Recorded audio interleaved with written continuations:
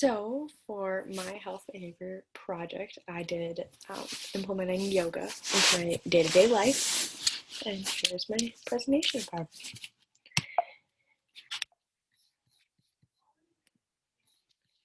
So, for step one, um, I wanted to really use this project to help relieve the stress that I had. I've been really stressed out with school and with finding a job for the summer and with all the relationships and everything going on.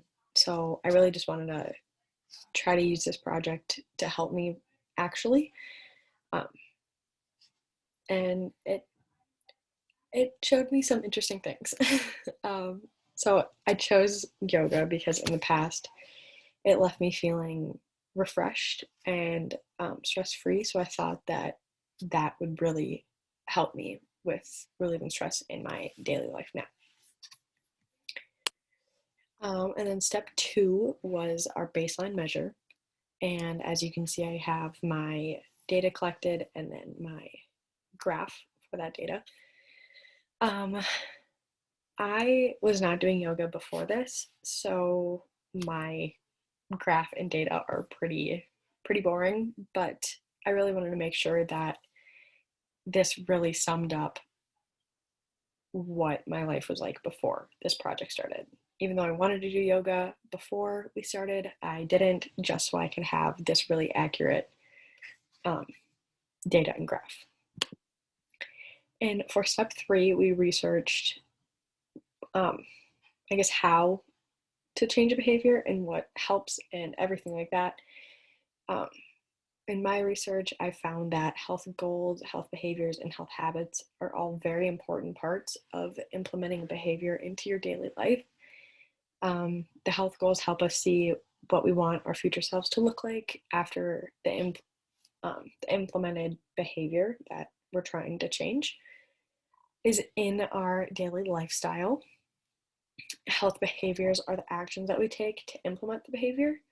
And then health habits are eventually those health behaviors that we do daily and that eventually become a habit. So, step four is actually tracking the yoga or the behavior. So, this is just a little summary before the actual data, but I kept all of my data and everything in Microsoft Excel. So, I just had a combination of the baseline and then when we tracked. So, my chart included obviously the date and then the time spent doing yoga in minutes and then the reasoning or barriers that I had that specific day. So this is my final data collected.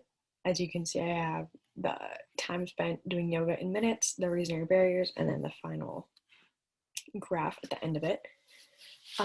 So as you can tell, I did not do the yoga for all 14 days that we were tracking.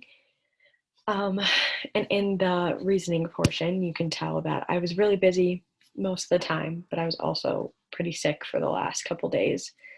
So I wasn't able to do yoga. But on the days that I did do yoga, for 3 of them out of the 14, it didn't really help me as much as I thought as much as I thought it would. This really surprised me, and it I don't know, it just didn't really seem worth it, I guess, in my brain. But the most effective yoga session that I did have was the one that I did for 60 minutes. So,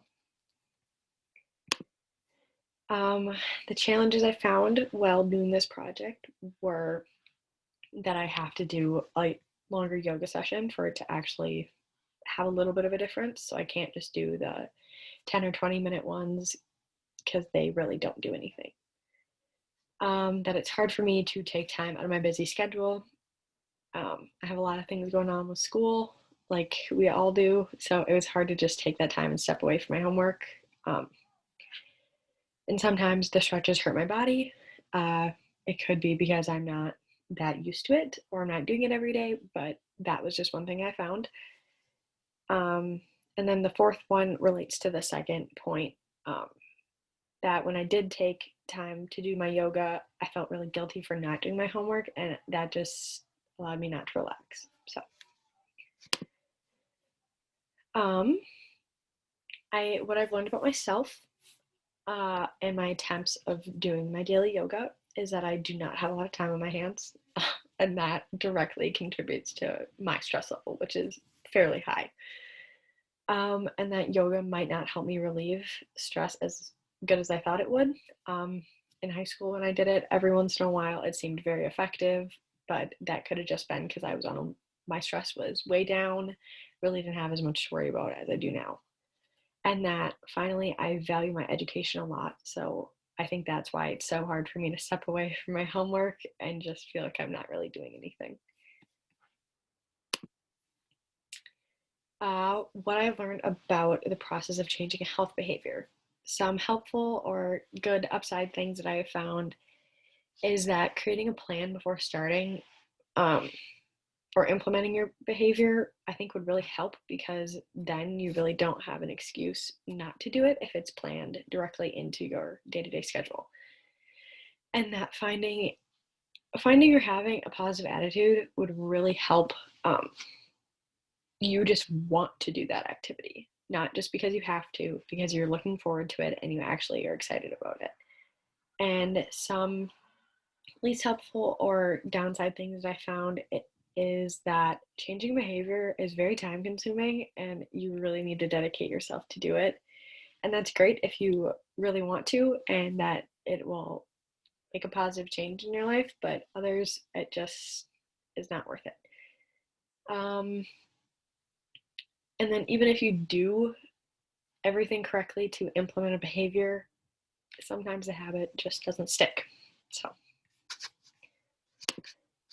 and then what surprised me about this project is that it was a lot more difficult than I thought it was going to be. I definitely at the beginning of it thought it was just going to be easy. And I don't know if it was so hard for me because I picked such a big thing to change right away instead of taking little small increments. But like I said before, it was really hard for me to set aside my time just to do yoga. And like I also said before, when I did my yoga, I wasn't feeling as relaxed as I should have been feeling because I felt like I was just wasting my time and I was not doing homework. So, as you could probably guess, I don't think I'll continue with this daily yoga challenge and implementing that into my life. I wasn't able to really do it as much as I hoped I would just because of where I am now in school with so many projects and just constant homework and things to do. So it was really hard for me to just not do them and just set it aside. And like I reiterated, I just felt guilty and that stressed me out even more. But I think that if I did it later in life, or even a few years from now, when I don't have as much stuff going on or I will really need it at that point, I think I could try it again on a smaller scale at first and then develop it into a big habit. So overall, I thought that this project was an interesting and unique way to teach us about how health habits develop by experiencing it firsthand.